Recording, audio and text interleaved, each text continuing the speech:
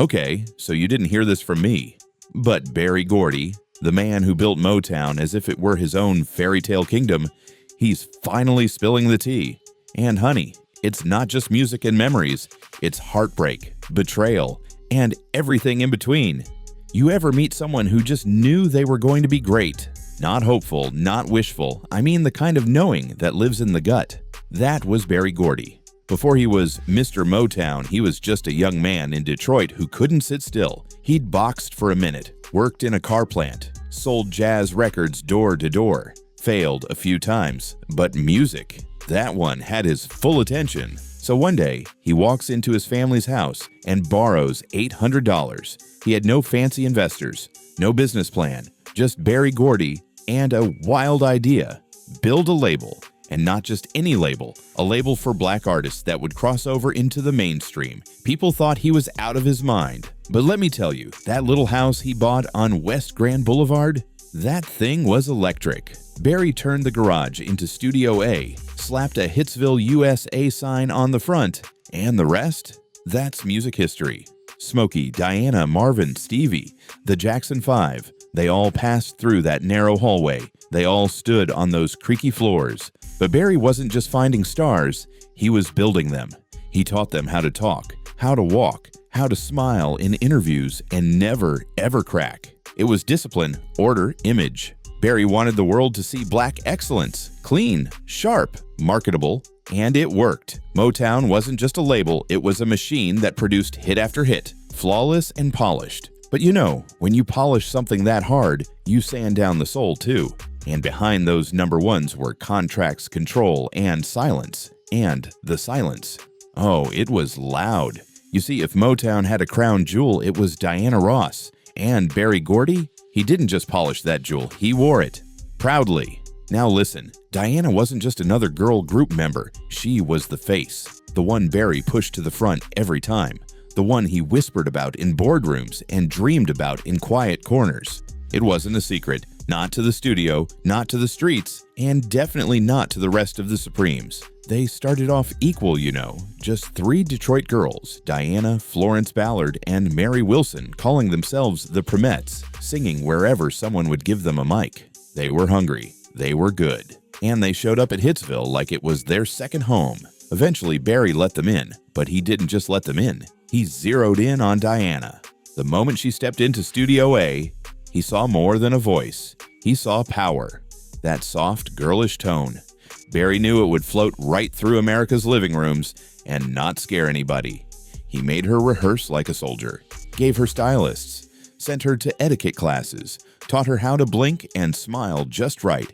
And yes, they fell in love, or something that looked a lot like it. But that love, it came at a cost. Behind Diana's red carpet glow was a tornado of tension. Florence, the powerhouse voice of the group, started spiraling. Mary, the backbone, started fading. And Berry.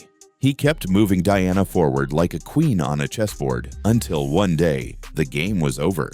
He changed the name from the Supremes to Diana Ross and the Supremes. Just like that. The group wasn't a group anymore. It was a spotlight with 2 backup dancers. And the worst part, nobody got a say. Diana didn't fight it. Maybe she couldn't. Maybe she didn't want to.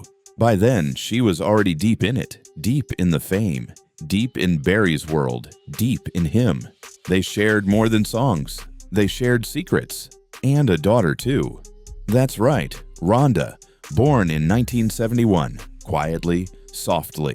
Like most Motown scandals, it was tucked behind velvet curtains. But as Diana rose, the resentment burned. Florence was replaced. Mary started talking. The group that once moved as one heartbeat now pulsed with tension.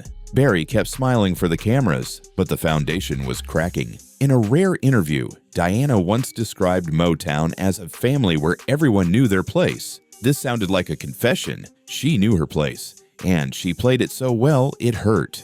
But here's the twist. Decades later, when Berry finally opened up, he didn't blame her. He adored her. He said she was the dream. The one who could carry Motown on her shoulders and make it look like she was dancing. Only now, with the curtain pulled back, do we know that dance came with a price. And Diana? She paid it in full. And then there was Marvin. Marvin Gaye wasn't just soulful, he was fire wrapped in velvet. That voice could melt steel, but his spirit, it was untamable. And that, my love, is exactly where the problem started. Berry Gordy liked order. He liked obedience. He liked to give you a script and watch you stick to it. But Marvin was chaos in a tailored suit. Brilliant, sensitive, moody, and not about to be anyone's puppet. At first, they got along fine. Marvin sang what they told him to sing. He smiled for the cameras. He played the Motown game, clean-cut and charming. Hits like Ain't That Peculiar and How Sweet It Is to Be Loved by You were Berry-approved classics. But Marvin had something brewing underneath. Something heavier, something real. And then came 1971. What's Going On? Chilly. That album almost didn't happen. Berry Gordy hated it, said it was too political, too sad, too black. He thought it would ruin Marvin's career and maybe even Motown's clean image. But Marvin, he stood his ground. He refused to record anything else until Berry released it. Just sat there, wouldn't budge, wouldn't sing, wouldn't play. And Berry, oh, he was pissed. But he gave in eventually. And when What's Going On hit the radio, it was a revelation. Marvin wasn't just making music, he was making statements. He was asking questions nobody wanted to answer about war, poverty, and police brutality. And it worked. The album exploded, but the damage was done. From that moment, Marvin and Berry were never quite the same. Marvin had tasted freedom. He wanted control, ownership. And Burr still wanted Marvin to smile and sing love songs. So when Marvin left Motown in 1982 and signed with Columbia, Berry felt that, deep, like a betrayal. Like watching your wildest, brightest flame walk out and slam the door behind him. Years later, Berry would talk about Marvin like a heartbreak he never quite healed from. A genius he couldn't control. A brother he lost. But Marvin wasn't the only asset Motown had. In fact, if Motown had a secret weapon in the late 60s, it was 5 boys from Gary, Indiana. And at the center of them, a shy, wide-eyed, magnetic little wonder named Michael. Berry Gordy knew talent, but when he saw the Jackson 5, he saw lightning in a bottle. Their sound was fresh, their moves were tight. And Michael, that kid wasn't just good, he was scary good. Now, Berry didn't discover them on his own. It was actually Bobby Taylor and Suzanne DePass who put the group on Motown's radar. But once Berry heard them, oh boy, he snatched them right up. He even moved the entire Jackson family to Los Angeles. That's how serious he was. And in 1969, when I Want You Back dropped, everything changed. The Jackson 5 exploded. Record sales, TV specials, world tours. It was Beatlemania, but make it black, funky, and fabulous. But here's where it gets messy. See, Berry loved to keep control. Same old story. He owned the songs, the look, the brand, even the dolls. And while the Jacksons were dancing and smiling and filling up stadiums, they were barely seeing their money. Contracts were tight. Creative freedom was non-existent. And Joe Jackson? Say what you will about him, but that man watched the numbers. By the mid-70s, the Jacksons were frustrated. They wanted to write their own music. They wanted better royalties. They wanted out. So they started talking to CBS Records quietly. And I can tell you, when Berry found out, he was furious, but also helpless. Because Motown didn't own the Jackson 5 name, Joe did. And when they jumped ship to CBS in 1975, Motown lost its biggest act overnight. Well, almost. Jermaine stayed behind. Why? Because he had married Berry Gordy's daughter, Hazel. That's how tangled it was. Berry later admitted it stung. Watching the golden goose fly off to lay eggs for someone else, that's a special kind of heartbreak. And Michael? Years later, he called his Motown days beautiful but limiting. In a 1975 interview, he said, "We were told to sing this word this way, this line this way, go up and down and this and that. It's not being you, and you're trying to get the you out." Oh, but they learned, and when they left, they didn't just walk, they moonwalked all the way to the top. Now, don't get it twisted, not everybody broke Berry's heart. Some stayed, loyal, quiet, calculated, and boy, those ones, they played the long game. Let's start with Smokey Robinson. If Berry Gordy was the brain, Smokey was the soul. They were boys from the same streets of Detroit. Berry believed in Smokey's pen before most folks even knew his name. And Smokey delivered, not just as a singer, but as a songwriter. My Girl, Tracks of My Tears, Shop Around, all classics. He was Motown's poet in residence, and their bond was deep. Smokey called Berry his brother. They laughed, argued, cried, but never split. Even when Smokey wanted to step back and raise his kids, Berry didn't fight him. He let him take a breath. That's love. Real complicated love. Then there's Stevie. Oh, Stevie Wonder. That boy was signed at 11. 11! And by the time his voice changed, most labels would have dropped him. Not Berry. He waited. He knew Stevie was special. But let's be clear, Stevie wasn't a puppet. As he grew, so did his vision. He pushed back. He wanted to experiment, to own his music, to say something. And in the early 70s, when contracts were up for renegotiation, Stevie came with demands. And guess what? Berry gave in. Because some stars you just don't fight. You bend. You accommodate. And Stevie, with songs in the key of life, Inner Visions, and Superstition, proved he was worth every inch of freedom he asked for. So yes, some stayed. But they didn't stay silent. They negotiated. They evolved. And maybe, just maybe, Berry learned how to loosen his grip. Just a little. Let me tell you something about Motown. It looked like a family. It sounded like a family, but that house was full of whispers, shade, and quiet explosions. See, Berry Gordy ran Motown like a dynasty. He was the king, and everyone else was a chess piece. And sure, there was love, but it came with rules. And egos? Please.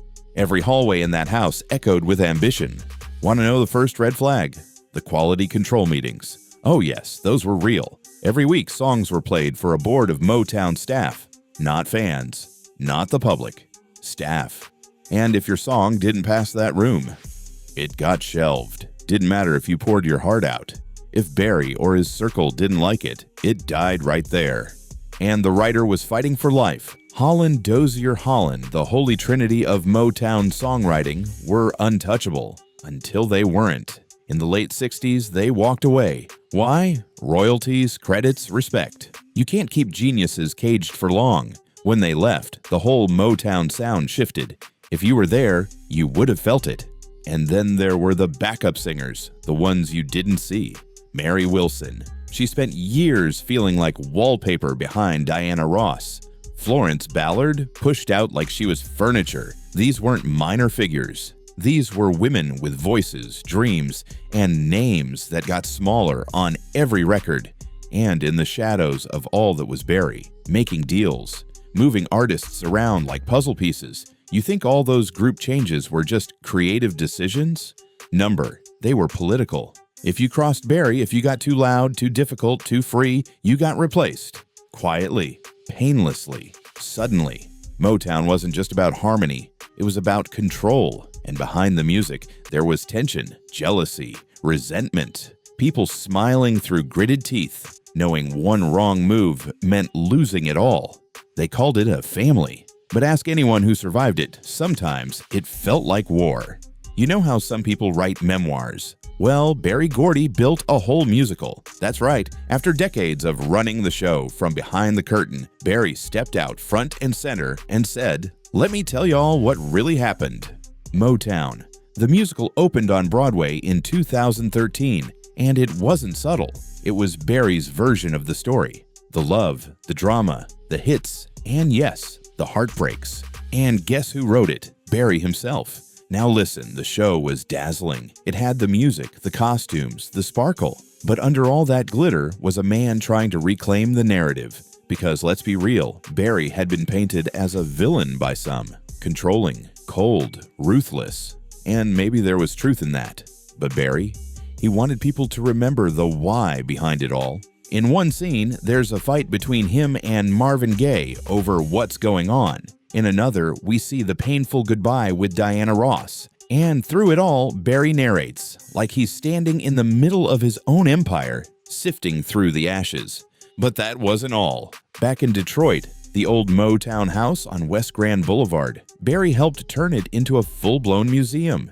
He gave interviews. He cut ribbons. He walked the halls like a man making peace with his past. In 2021, during the Kennedy Center Honors, he finally let some walls down. In an interview with CBS Mornings, you could see it. The nostalgia, the pride, the regret. He spoke about Marvin like a lost son. He called Diana his inspiration.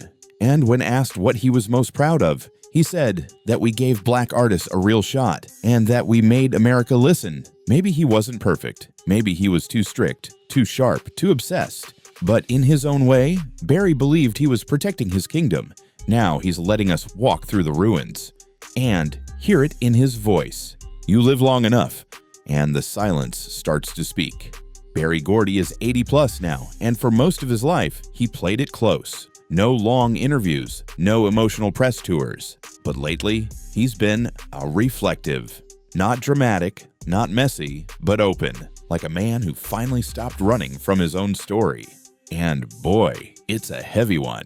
Barry built Motown like it was a castle with him as the architect, gatekeeper, and king. But in the process, he lost almost everyone he loved. Artists left, friends turned cold, lovers moved on. And now, he's standing in the museum of his own making, staring at pictures that don't always smile back. In a 2021 sit-down during the Kennedy Center Honors, Barry finally said it. I wish I'd been more open.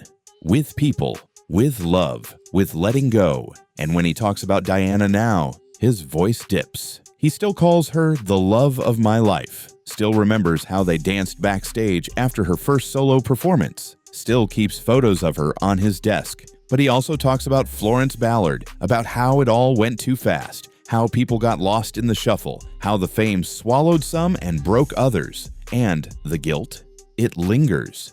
He said once, I thought I was building something eternal, but I didn't realize how many people I'd hurt to get there.